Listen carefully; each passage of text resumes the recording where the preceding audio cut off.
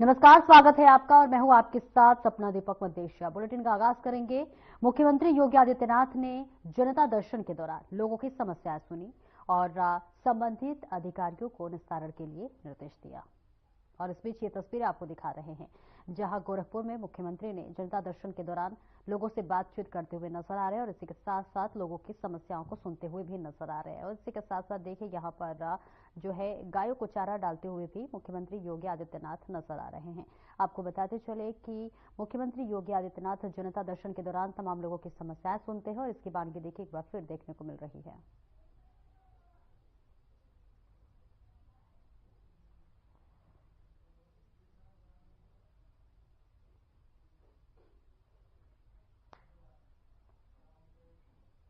और वहीं प्रयागराज महाकुंभ मेले के जो है 9वें दिन मंगलवार को 15,97,000 श्रद्धालुओं ने पुण्य की डुबकी लगाई है। जी हां, आपको बता दें कि अब तक महाकुंभ में 8 करोड़ 81 लाख से ज्यादा लोग स्नान कर चुके हैं।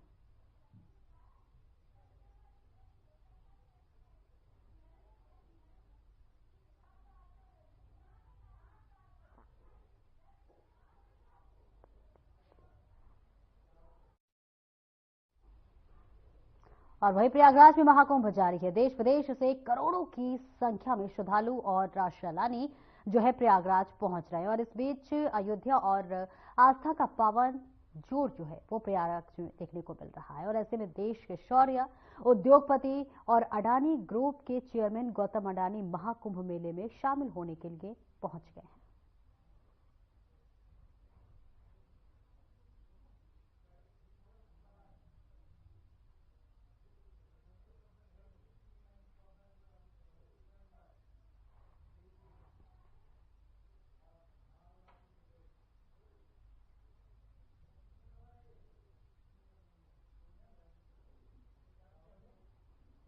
और वहीं अरुणाचल प्रदेश के उप मुख्यमंत्री चन्ना मौन ने स्वामी जो है अधोक्षनाथ से मुलाकात की है। प्रयागराज से सीधी तस्वीरें जहां स्वामी अधोक्षाजानंद जी से मुलाकात की है और अरुणाचल के उप मुख्यमंत्री ने।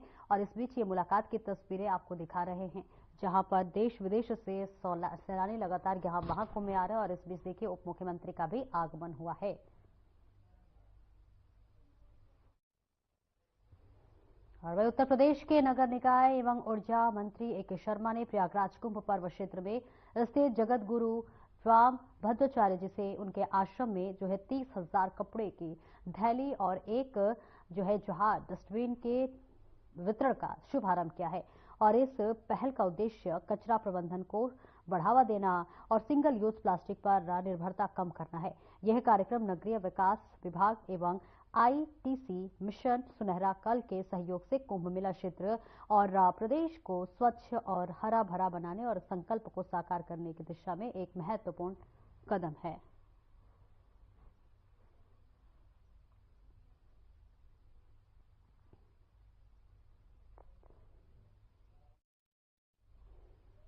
और कुंभ नगरी प्रयागराज में उत्तर प्रदेश के पहले डबल डेकर बस रेस्टोरेंट का मीडिया सेक्टर में उद्घाटन किया गया है। बताते चले कि पंपकिन नाम के इस रेस्टोरेंट में महाकुंभ 2025 की झलक देखने को मिलेगी। और इसकी खास बात यह है कि रेस्टोरेंट के नीचे के तल में रसोई और प्रथम तल पर रेस्टोरेंट है। एक साथ 25 लोग बैठकर शुद्ध शाकाहारी सात्विक खाने की लुत्फ उठा सकते हैं। और डबल डेकर बस जो है वो फूड कोच के फाउंडर मानवीर गोदारा ने बताया है कि जो है पंपकिन ब्रांड की लॉन्चिंग कुंभ मेले से की जा रही है। आने वाले समय में इसे काशी, मथुरा, अयोध्या आदि धार्मिक स्थलों पर शुरू किया जाएगा। पंपकिन के खाने का रेट आम श्रद्धालुओं के बजट के अनुसार रखा गया है और इस खास रेस्टोरेंट में खास मौके पर उपवास का खाना भी मिलेगा।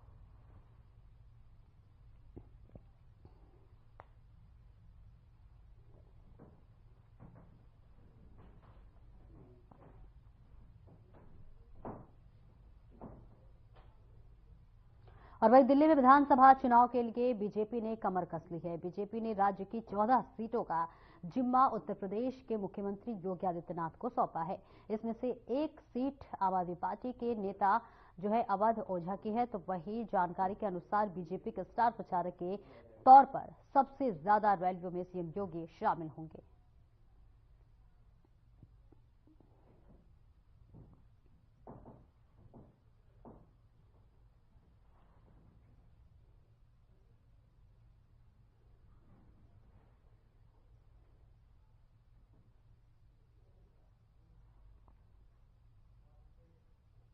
और उत्तर प्रदेश सरकार ने प्रधानमंत्री आवास योजना दो शहरी के तहत मकान बनाने के लिए बुजुर्गों, विधवा और परित्यक्त की महिलाओं की बड़ी राहत मिली है। इस योजना में डबल दुर्बल आय वर्ग, निम्न आय वर्ग के साथ ही इस पर मध्यम वर्ग आय वर्ग वालों को भी पात्र मानते हुए बुजुर्गों को जहां पर 30,000 रुपए का परिकल्पित और विधवा महिलाओं के लिए निर्धारित अनुदान के अलावा 20,000 रुपए की अतिरिक्त मदद दी जाएगी, तो वहीं 12 महीने में मकान बनाने वालों को 10,000 रुपए और बतौर पुरस्कार यहां दिए जाएंगे। इससे संबंधित नगर विकास विभाग के प्रस्ताव की सीएम योगी आदित्यनाथ ने कैबिनेट बाय सर्कुलेशन मंजूरी दी है।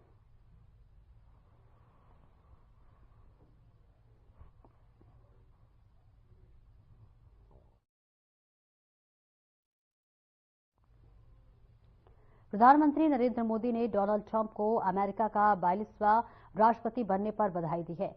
पीएम मोदी ने सोशल मीडिया प्लेटफॉर्म ट्विटर में लिखा है कि मेरे प्रिय मित्र राष्ट्रपति डोनाल्ड ट्रंप को संयुक्त राज्य अमेरिका के 47वें राष्ट्रपति के रूप में ऐतिहासिक शपथ ग्रहण पर बधाई। मैं एक बार फिर साथ मिलकर काम करेंगे, दोनों देशों को लाभ पहुंचाएंगे और दुनिया के लिए बेहतर भविष्य को आकार देने के लिए तत्पर हैं। आने वाले सफल कार्यकाल के लिए शुभकामनाएं।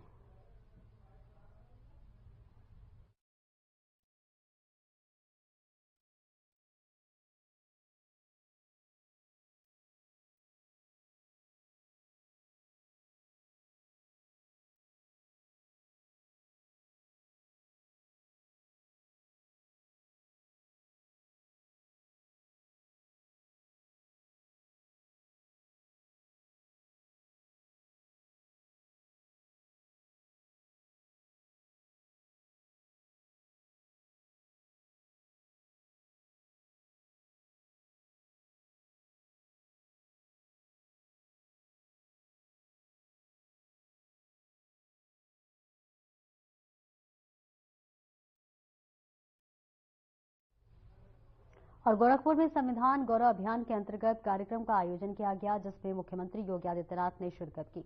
वहीं मुख्यमंत्री योगी ने वहां मौजूद लोगों को संबोधित किया।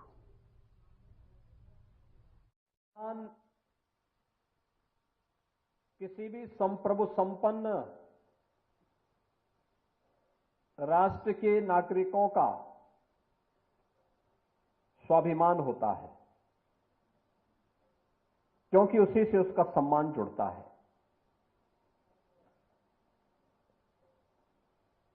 और ये हमारा गौरव है कि जो संविधान उत्तर से दक्षिण तक, पूरब से पश्चिम तक पूरे भारत को एकता के सूत्र में बांध करके 140 करोड़ भारतवासियों के सम्मान और स्वाभिमान का प्रतीक है। इस संविधान को बाबा साहब डॉक्टर भीमराव अंबेडकर ने पूरी मेहनत के साथ, परिश्रम के साथ बना करके दुनिया का सबसे बड़ा संविधान देकर के दुनिया के सबसे बड़े लोकतंत्र के रूप में भारत को स्थापित किया। संवैधानिक मूल्यों के आधार पर लोकतांत्रिक व्यवस्था के अंतर्गत आज भारत अकेली दुनिया का देश है जो इन मूल्यों की तरह काम कर रहा है, उनका अक्षरशः पालन करते हुए एक सबसे बड़े लोकतंत्र के रूप में इस अभियान को आगे बढ़ा रहा है। दुनिया के अंदर तमाम देशों ने लोकतंत्र अपनाया है, लेकिन वहां दबे कुचले लोगों को वोटिंग राइट बाद में मिली, महिलाओं को ये अधिकार बाद में मिला। लेकिन भारत के अंदर 1950 को जब भारत ने 26 जनवरी के दिन अपना संविधान अंगीकार किया और 1952 में पहला आम चुनाव हुआ, तभी से हर वयस्क मतदाता को, महिला हो पुरुष हो, किसी भी जाति का हो, मत और मजहब का हो, बिना किसी भेदभाव के हर वयस्क मतदाता को अगर वो भारत का नागरिक है तो उसे सरकार चुनने के लिए अपना मताधिकार का उपयोग करने की पूरी स्वतंत्रता भारत के संविधान ने दी। और इसीलिए कृतज्ञ राष्ट्र बाबा साहब भीमराव अंबेडकर के प्रति कृतज्ञता का भाव ज्ञापित करता है। बाबा साहब भीमराव अंबेडकर एक महामानव थे। व्यक्तिगत अपमान सहा, लेकिन राष्ट्र के विकास में अपने व्यक्तिगत राग द्वेष को उन्होंने कभी आड़े नहीं आने दिया, कभी नहीं आने दिया।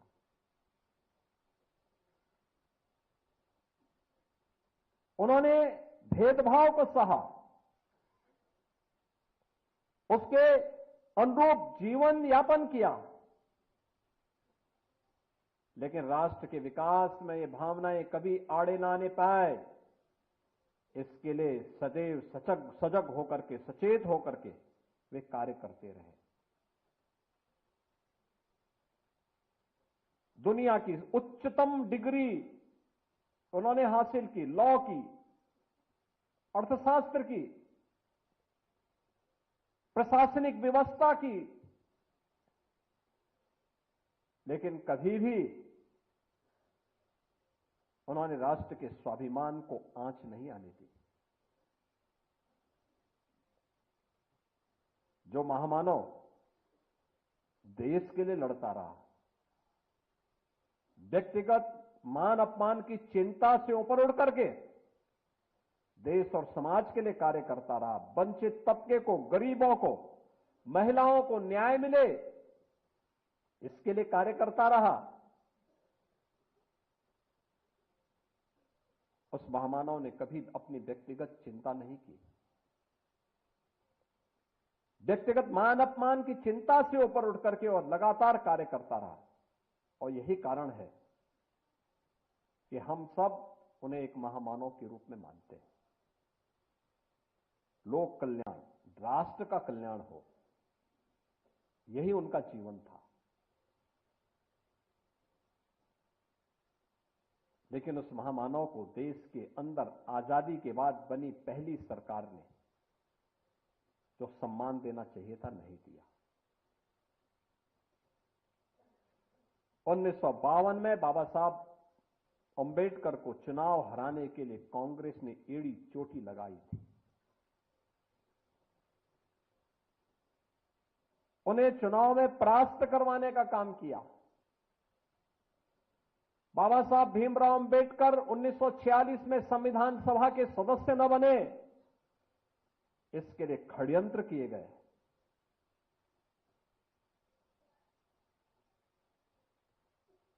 उनकी क्षेत्र की जो सीट थी, जो हिंदू बाहुल्य क्षेत्र थे, नॉन मुस्लिम क्षेत्र थे, उन्हें विभाजन का हिस्सा बना दिया गया, जिससे बाबा साहब भीमराव अंबेडकर चुनाव न जीतने पाए।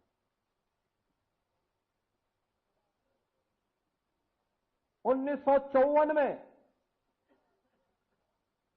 उपचुनाव में बाबा साहब भीमराव अंबेडकर ने फिर से मुंबई से चुनाव लड़ने की कोशिश की। कांग्रेस ने उनके सहायक को तोड़ दिया और उसी को बाबा साहब भीमराव अंबेडकर के खिलाफ लड़ाने का काम किया, उन्हें परास्त करने का काम किया।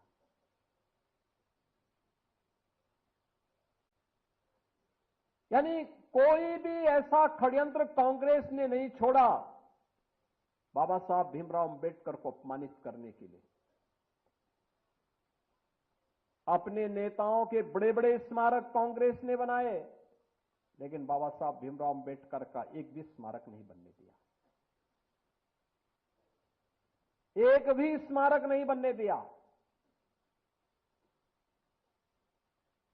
यहां तक कि मऊ मध्य प्रदेश में, जहां पर बाबा साहब भीमराव अंबेडकर ने जन्म लिया था, मऊ छावनी,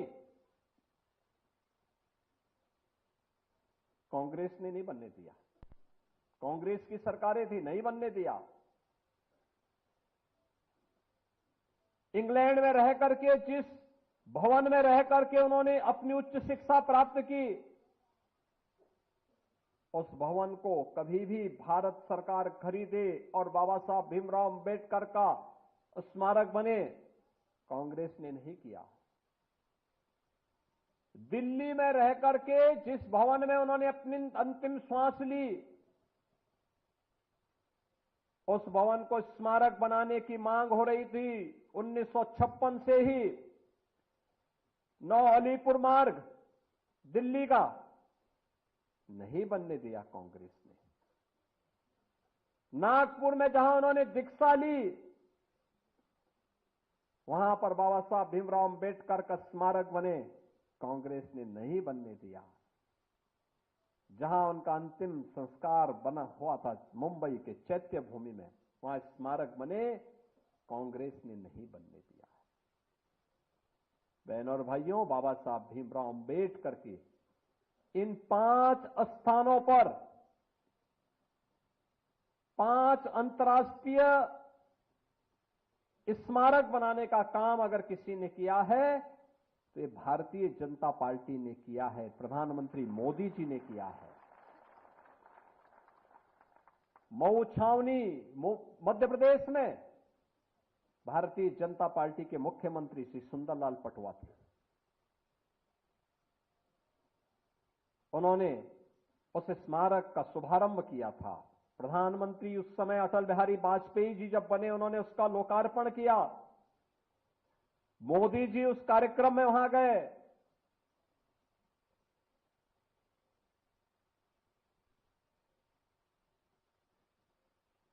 मुंबई में, इंग्लैंड में, जहां पर उच्च शिक्षा बाबा साहब ने अर्जित की थी, उस भवन को ब्रिटिश सरकार बेच रही थी। प्रधानमंत्री मोदी जी की प्रेरणा से महाराष्ट्र की भारतीय जनता पार्टी की सरकार ने उस भवन को खरीदा। बाबा साहब भीमराव अंबेडकर का वहां पर स्मारक बनाया और भारत से जाने वाले अनुसूचित जाति के बच्चों के लिए उच्च शिक्षा के लिए वहां पर एक केंद्र बनाया और स्कॉलरशिप की भी व्यवस्था इंग्लैंड में की है, बाबा साहब की स्मृति को बनाए रखने के लिए। दिल्ली के अलीपुर मार्ग के उस भवन को खरीदकर उस भवन में बाबा साहब भीमराव अंबेडकर का स्मारक बनाने का काम, उसको स्वीकृति दी थी पूर्व प्रधानमंत्री चंद्रशेखर जी ने, और उस कार्य को क्या भारतीय जनता पार्टी ने, आप इंटरनेशनल सेंटर दिल्ली का आप देखेंगे, बाबा साहब भीमराव अंबेडकर का दिल्ली में बना है। मुंबई का, नागपुर का दीक्षा भूमि, बाबा साहब भीमराव अंबेडकर का भव्य स्मारक, और मुंबई का चैत्य भूमि, ये बाबा साहब का भव्य भूमि। यह भी पंचतीर्थ जो ये बने हैं, ये प्रधानमंत्री मोदी जी की प्रेरणा से बने हैं। कांग्रेस ने तो बाबा साहब को षड्यंत्र से चुनाव हराने वाले व्यक्ति को 1970 में पद्म पुरस्कार से सम्मानित किया था कांग्रेस ने। ये राहुल गांधी किस मुंह से संविधान लेकर के घूम करके जनता को बेवकूफ बनाने का काम कर रहे हैं। किसी भी संविधान की आत्मा उसका प्रियम्बल होता है, प्रस्तावना होती है।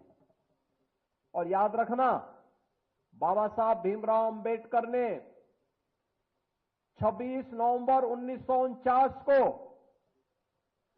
जो संविधान का ड्राफ्ट तैयार किया था, जो संविधान भारत की संविधान सभा को सौंपा था, उस संविधान सभा में प्रस्तावना में 2 शब्द नहीं थे, सेकुलर शब्द भी नहीं था और सोशलिस्ट शब्द भी नहीं था। कांग्रेस ने अपने हित के, अपने स्वार्थ के लिए, जब इस देश के अंदर इमरजेंसी लागू की गई थी, आपातकाल के दौरान कांग्रेस ने 2 शब्द रात के अंधेरे में डाल करके बाबा साहब भीमराव अंबेडकर का अपमान करने का काम किया था। कांग्रेस ने लगातार कोई ऐसा अवसर नहीं छोड़ा जो भारत के संविधान के गले को घोंटने के समान थे। हर अवसर पर संशोधन पे संशोधन, संशोधन पे संशोधन करती रही। अनुसूचित जाति को उसका अधिकार मिले, अनुसूचित जनजाति को उसका अधिकार मिले, पिछड़ी जाति के लोगों को उसका अधिकार मिले, कभी ये प्रयास नहीं किया। हम पूछना चाहते हैं कांग्रेस के लोगों से, समाजवादी पार्टी के लोगों से, कि आखिर अलीगढ़ मुस्लिम विश्वविद्यालय में या जामिया मिलिया विश्वविद्यालय में अनुसूचित जाति, जनजाति या पिछड़ी जाति के नौजवानों को प्रवेश में भी और नौकरी में भी क्यों आरक्षण नहीं है? क्यों नहीं इन्होंने इसके लिए वहां प्रावधान किया?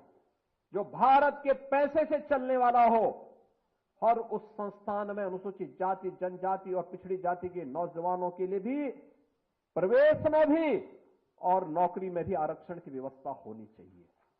लेकिन वहां पर नहीं, वहां पर नहीं बोलते ये लोग, मौन हो जाते हैं। और यही कारण था बाबा साहब भीमराव अंबेडकर ने जब पहली संयुक्त सरकार बनी थी और संयुक्त सरकार बनने के बाद जब उसके उपरांत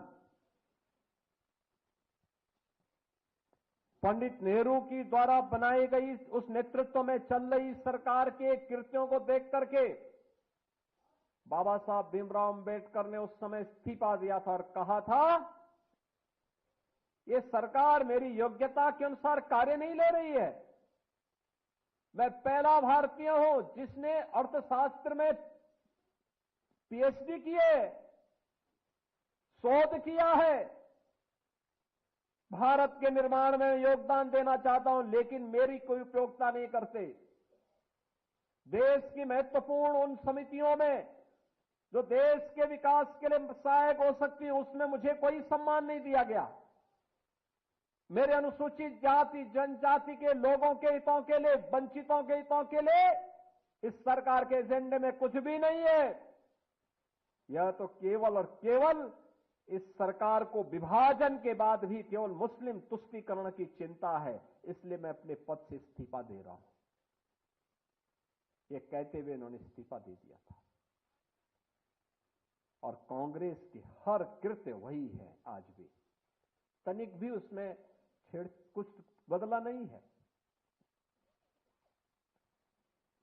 जो कांग्रेस है वही समाजवादी पार्टी भी है।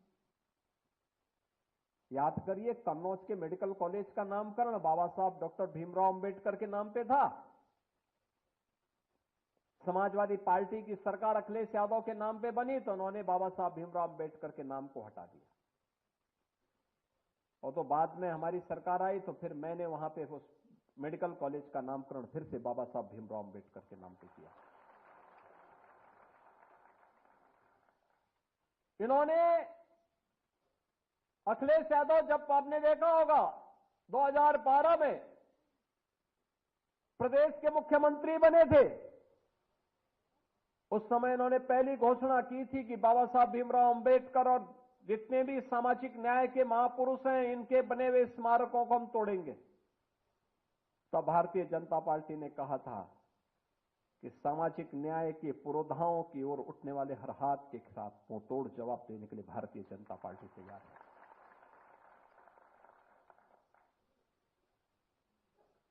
और आज मुझे प्रसन्नता है कि आदरणीय प्रधानमंत्री जी की प्रेरणा से लखनऊ में हम बाबा साहब भीमराव अंबेडकर का भी एक भव्य स्मारक और एक अच्छा सांस्कृतिक केंद्र का निर्माण।